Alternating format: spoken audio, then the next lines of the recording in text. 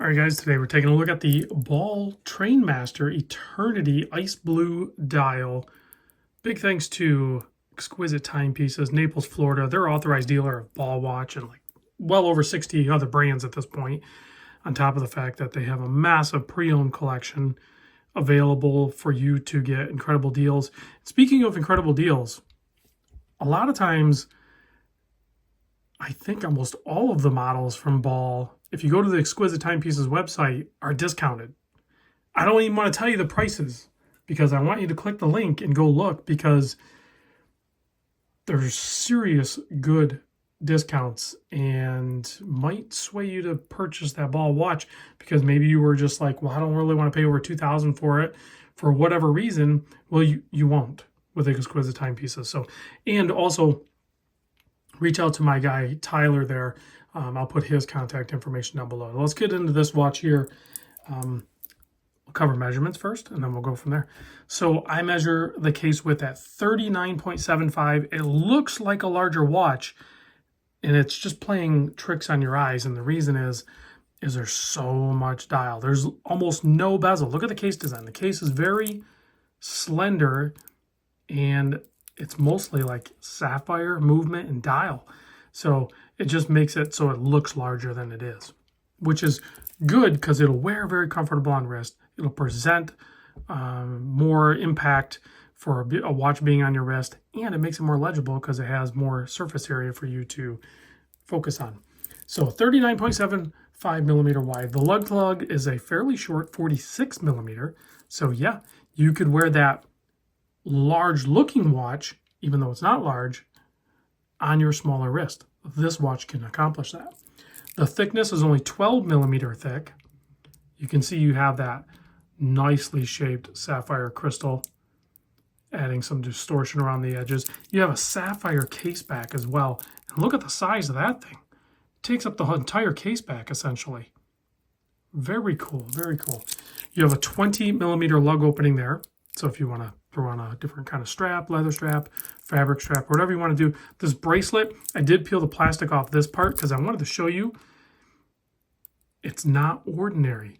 A lot of watches you get, as good as they are, they just, it's either oyster style or jubilee style or H-link. Not very often do you see something where it has a more designed pattern, and that's what Ball has done here. It is a butterfly clasp, and you guys know I don't typically like that, but that is a Ball tradition, and you do have to fold over one side first and then the other because of that RR, which does not stand for random Rob in this case. It stands for railroad, because Ball was a railroad, official railroad style watch. And you can see even the balance on the seconds hand has the RR as well as on the dial. I think they've been around longer than I have. The screw down crown, surprisingly, because it didn't need it. It's 30 meter water resist. It didn't need a screw down crown. It's kind of like a bell shape, or maybe a shape like something else. You can go ahead and fill in the blanks there. Is 6.7 millimeter. Love the case shape of this thing. Like I said, it's on the more slim side, but just overall really good. The texture on the dial, fantastic. The day-date window has a small, slim, color-matched separation of it. The movement inside is the Ball RR1102. It's basically their modified version of the ETA 2836, which offers a day-date complication as well as a three-handed.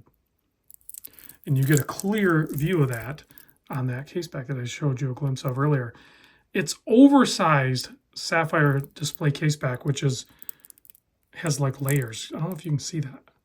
There's like multiple pieces there or something, because you have the raised part to accommodate the rotor, and then you have that inner part to show the metal movement holder, which says Ball Watch Company on it. Very cool. Nice rotor with the gold inlay on there. It's not real gold, I'm sure, but very cool. Let's pop this on my, oh, here's the hang tag. And like I said, you don't need to memorize that number, because who the heck could? I mean, there's a few of us that probably could, but NM2080D-S2J-IBER. Yeah, it's the Trainmaster Eternity Ice Blue Dial. I'll have a link down below. You just click that link. I did all the work for you. All you have to do is click that link or get a hold of Tyler, tell him I sent you, and buy it. That's all you have to do. Here it is on my 7¼ inch wrist. You can see there, it looks like a larger watch. Doesn't wear like a larger watch. So, and you could go, I don't know, what do you think? 7¾ probably inch wrist or more? I'm like 7¼ so I would have to probably, there's half lengths. So I should be able to get a decent size. With butterfly clasp, I typically go a little bit looser. Usually on a watch, I don't want it to rotate any more than that. But with butterfly clasp, I might make it so it can flop around a little bit, so it allows a little bit of room for expansion. But man, this is such a good series of watch, for sure. In a sea of divers, yes. Yes, this is a friction fit. There's no button, so it's a friction fit, and it's brand new, so it's a little stiff. So I'll go ahead and pop this off. There we go. It's nice to have a more like normal or like a traditional style watch, meaning there's no rotating bezel. We often gravitate towards divers because we're little kids and we like to have fidget spinners. They just look cool too, but there's something about the form and function of just a traditional watch, and I'm starting to gravitate towards those more and more. I don't have a ton of those in my collection, so I will probably pick up a few of those in the future. Ball watch would be a great option for that. And tritium tubes, I forgot to mention that. Check that out. Can you guys see that? They loaded this thing with multiple colors. Very cool, very cool. Let's turn off the lights and see if the camera will pick it up.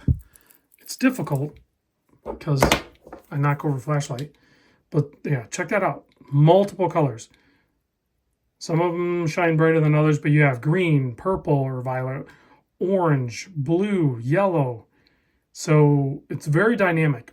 And yeah, I'm using a UV light to kind of show that off. But in the complete darkness, your eyes are going to see that clearly. Not like the lume on, you know, like that coin in the background. But when that fades out, this thing will keep glowing for 25 years. So very cool that they use special colors in this tritium tubed watch. Little secret there that you guys, most people probably didn't know about this watch because it looks more normal and ordinary, but when the lights go out, it's got a fun little trick up its sleeve. I'll see you guys in the next vid.